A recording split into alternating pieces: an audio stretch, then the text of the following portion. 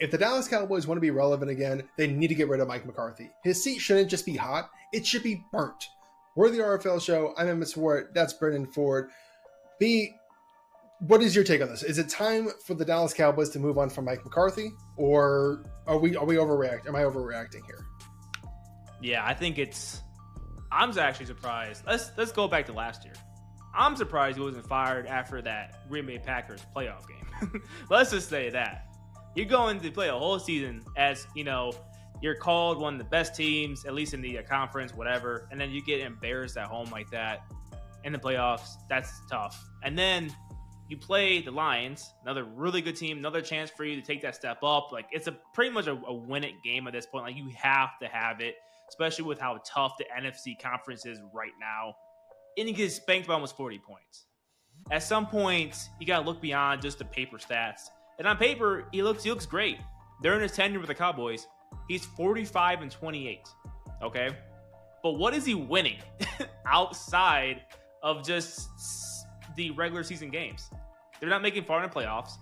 They're not winning playoff games. I think they're 1-3 in the playoffs right now in the postseason with underneath him. So I think it is time. I think, again, like, this could be a good or bad move. You could set your program back potentially if you hire a guy that doesn't pan out, but you kind of know what McCarthy's ceiling is. At this point, I think the message might be stale with him.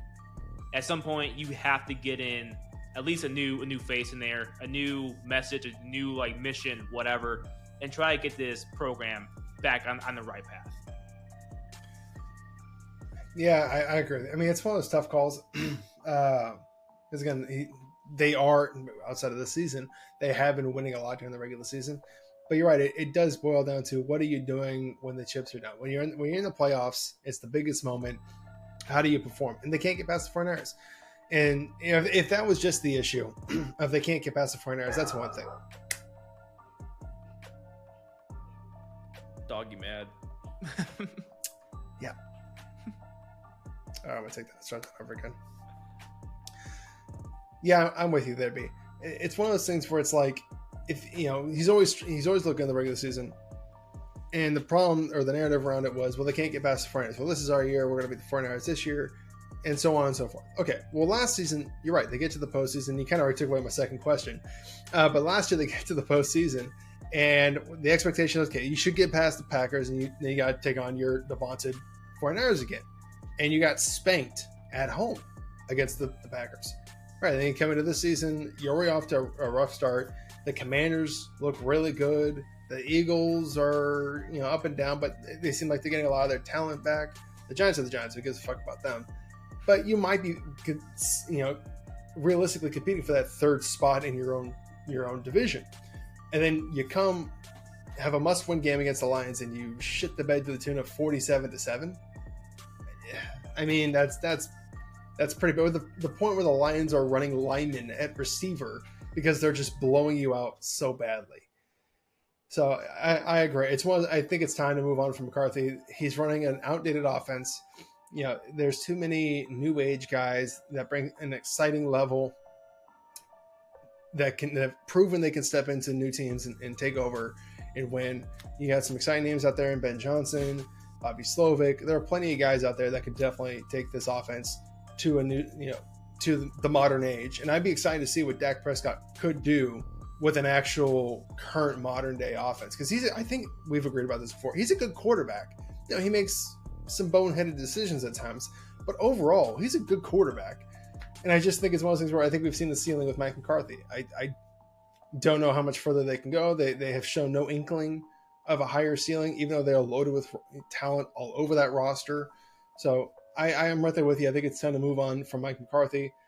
But I think this is the next question we're going to ask is, how much blame should Jerry Jones shoulder for this situation?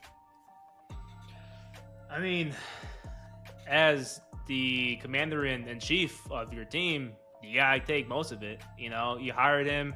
You made every day after that Packers game, he made a conscious choice to not fire him. Right, or we're going to give him one more year, or we're going to see it. We can see it out. We're going to ride it out, whatever. And this is not working. And at some point, you have to take control of your team's culture. Like I was watching, like we were watching that game on Sunday. Mike McCarthy looks stale, and his team's energy looks stale too. And I know Jerry Jones has to feel that every single day when he walks into work. You have to. They look like they're not even fighting. It was kind of weird to watch that game because at one side you have guys fighting every single play. Like you have David Montgomery. He just like that embodiment of Campbell's just like mentalities, fight, grit. Mm-hmm. You know, you're going there hard, and then you have the other side, the Cowboys sideline, the Cowboys field, whatever, and this is totally dead out there. Like they look like they don't even want to play, right? That to me is like the worst part, right? If they're losing games and they're still fighting, they're out there, it's like, okay, great, like maybe there's something there, but that was just a bad showing, man. Like your team was not prepared. That starts with one, the head coach, but then also who put the head coach there? Who made like the conscious effort, the conscious choice to put him there? Jerry Jones. Yeah, and you know, and you're right. You nailed something that I think that's kind of has been missed. I wasn't really thinking about it until you mentioned it. You know, with this team going stale, and I do want to address this and at least say it. Sure, the Cowboys have suffered a lot of injuries this year. Michael Parsons down. I think Tyler Guyton just went down. They're missing some key pieces here, no doubt about it. Brandon Cooks has been hurt for a while. But you nailed the point of this offense looks stale. This team looks stale. And it's not the first time we've seen this with Mike McCarthy. This is the exact reason he was run out of Green Bay, is that he'd gone stale. He couldn't be the 49ers in Green Bay. It was a constant problem for him. Eventually he got replaced with, you know, Matt LaFleur, who, you know, he's can't be the 49ers either. So thank God for me as a 49ers fan. But, you know, at least the offense looks revitalized. The team looks lively. You know, they look good under, you know, Jordan Love, a new quarterback taking over from the old guard to the new guard. They look fantastic there. So I think it kind of goes back to our point of it's replacing McCarthy with this new age, young, you know, offensive gurus. I don't think it's necessarily a bad thing here. It breathes new life into a team that's clearly dead and obviously needs it. But that does obviously take us into our, you know, my next question for you is, who do you replace McCarthy with? You know, who on the, you know, because you mentioned like, oh, well, why not fire McCarthy this offseason after this terrible loss to the Packers? Who do you replace him with? And I will point out, I off the top of my head, I can't think of any new head coach hiring so far that really looks like it's panned out. You know, I think we've got Canales for the Panthers, who hasn't really done well so far. We have Raheem Morris for the Falcons, who's looked solid, but you know, there's also more factors than just a new head coach. But which coach, which executive here are you replacing Mike McCarthy with if you're Jerry Jones? I mean, every GMs or owners or whatever, top choice has to be Ben Johnson. Oh, the OC for the Lions. It has to be. Like, that dude's been on a tear for the last couple seasons now. He actually has that modern flair to his offense. To look at the Lions right now. Of course, there's more like the Lions is a really stacked team. He has talent to work with, so that's something. But he has to be the top choice. I even will give you a sleeper that I think obviously people will be like, oh yeah, duh, because he's a big name that no one's talking about. But what about Mike Vrabel? That dude brings juice. Yeah, he's defensive minded, sure, but that man brings juice. You want to go out there and have a fighter and guy like every Tennessee team that Vrabel coached fought, dude. Like they love that man. He can engage with the players, gets the most out of them. I want to be like I would personally like him because I really like Vrabel. I think Mike Vrabel is a very great coach. And for some reason, he got fired by, you know, the Titans, whatever. That's history. But we'll see how that's working out for him. Yeah, right. Exactly. I mean, that was kind of a really a shocker there too, right? No one really expected him to be like fired because the GM at the time, or I think it might even be still be there. I'm not sure. Gave him no talent, like none. Yeah. But if you want a guy that can revitalize an entire locker room and connect with players, get the culture right, Mike Vrabel could be that a guy. Well, how's they going to hire Mike Vrabel when he's going to be too busy coaching the Ohio State Buckeyes? Hey, I would like that too. I know. bring him on over.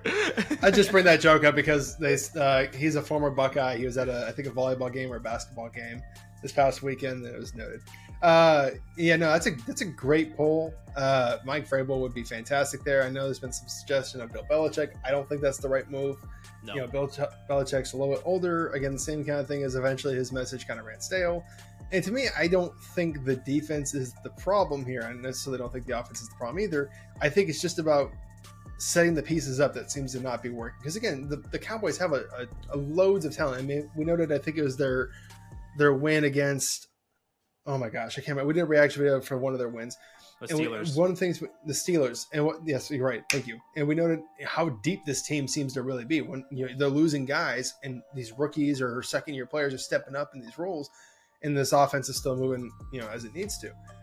So clearly, they're a deep team. They always got the big name talent in Micah Parsons and Dak Prescott, Brandon Cooks, the CeeDee Lamb, and Jake Ferguson, and they have a lot of the big name talent there. It's just about getting these pieces set up in positions to succeed that seems to not really be there.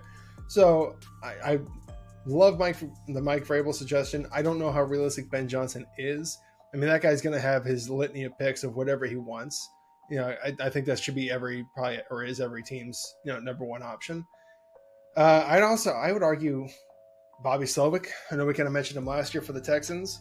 He's already in Houston. He was already in Texas, so not too far of a drive over there. He's worked well with CJ Stroud. He brings a great energy to that offense. He's a former passing game coordinator. He's got 2 years in the system, so that he can actually function as an OC. I think that'd be an interesting hire, and I think it's something you need to pair again with a veteran defensive coordinator, someone who's got a lot of experience, maybe former head coaching experience, to really help that succeed. But I think those are the kind of guys that you bring in that really take this offense forward or take this team forward.